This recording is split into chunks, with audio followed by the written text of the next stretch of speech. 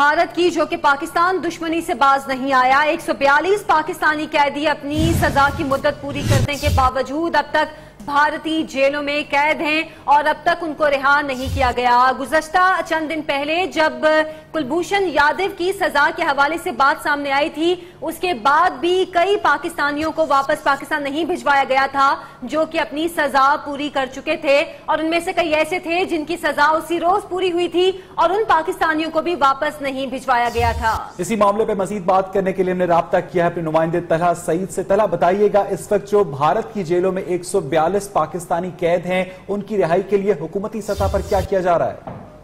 جی بالکل، بھارتی جیلوں کے اندر اس ٹائم ٹوٹل 569 پاکستانی قیدی جو ہیں وہ قید ہیں، جن کے اندر سے ستم ظریفی یہ کہ 142 قیدی ایسے ہیں جو کہ اپنی قید کا جو سنٹینس ہے، جو قید کا مدت ہے وہ پوری کر چکے ہیں، لیکن اس کے باوجود جو ہے وہ بھارت کی طرف سے انہیں ریلیز نہیں کیا جا رہا۔ جب اس حوالے سے ہماری بات ہوئی عبدالباسط سے، جو کہ ہمارے ہائی کمشنر ہیں بھارت میں پاکستان کی طرف سے، ان کا کہنا تھا کہ اس کے اوپر جو ہے وہ اس ٹائم قانونی چارہ جوئی جو ہے وہ جاری ہے۔ ایک مقامی وہاں کی انڈیا کی ایک فرم ہے شلپا اینڈ کمپنی، جن کے ساتھ جو ہے وہ پاکستانی ہائی کمیشن نے کانٹیکٹ کیا ہے، ان کے ساتھ وہ مسلسل رابطے میں ہیں اور وہ انہی جو لا فرم ہے اسی کے ذریعے جو ہے وہ آگے مزید جو ہے اب ان کے لیے کارروائی کی جا رہی ہے اور کوشش کی جا رہی ہے کہ ان 142 جو پاکستانی ہیں ان کو جلد از جلد جو ہے وہ بھارتی قید خانوں سے اور اس کے علاوہ ٹرانزٹ کیمپ سے جو ہے وہ نجات دلوا کر جو ہے وہ پاکستان واپس جو ہے وہ بھجوایا جا سکے۔ جی اچھا، بالکل ٹھیک ہے، ہمارے ساتھ ہی رہے گا طلحہ سعید۔ اس وقت ہم بات کریں گے انسانی حقوق کے کارکن سارم برنی نے ہمیں جوائن کیا ٹیلی فون لائن پر۔ سارم برنی صاحب، بہت بہت شکریہ آپ کے وقت کے لیے۔ حکومتی سطح پر اور تنظیمی سطح پر کیا کیا جا رہا ہے ان پاکستانیوں کی رہائی کے لیے؟ دیکھیے، بڑا دکھ کا اور تکلیف کا مقام ہے کہ وہ قیدی جنہوں نے اپنی سزا مکمل کر لی ہے اس کے باوجود وہ آنے سے قاصر ہیں، اور نہ صرف آنے سے قاصر ہیں بلکہ ان کو کئی مہینے اور کئی سال بھی گزر جاتے ہیں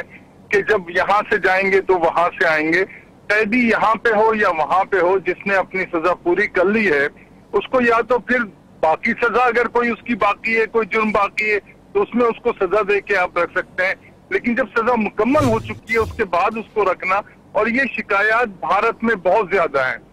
میں نے کہیں ایک دفعہ یہ بھی سنا تھا ان کے میڈیا پہ کوئی صاحب کہہ رہے تھے کہ بھارت میں بھی ایک انصار بڑھنی چاہیے، تو یہ میرے لیے اور میرے ملک کے لیے ایک اعزاز کا مقام ہے کہ ہم انسانیت اور انسانی حقوق کی قدر و منزلت اس حد تک چلے جاتے ہیں کہ ہم ان لوگوں کو بھی رہا کروا دیتے ہیں کہ جو ہمارے یہاں جرائم میں ملوث تھے، لیکن اس کے باوجود چونکہ ان کی سزائیں پوری ہو گئی تھیں تو ہم نے ان کو رہا کرایا اور ان کے وطن واپس بھیجا۔ بہت بہت شکریہ انصار برنی صاحب، بات کر رہے تھے۔ ان کا کہنا تھا کہ انتہائی افسوسناک صورتحال ہے۔ ایک مرتبہ پھر بات کریں گے اپنے نمائندے طلحہ سعید سے۔ طلحہ، بتائیے گا اس سارے معاملے کو ریزالو کرنے کے لیے کیا اسلام آباد کی جانب سے کوئی رابطہ کیا گیا ہے نئی دلی میں؟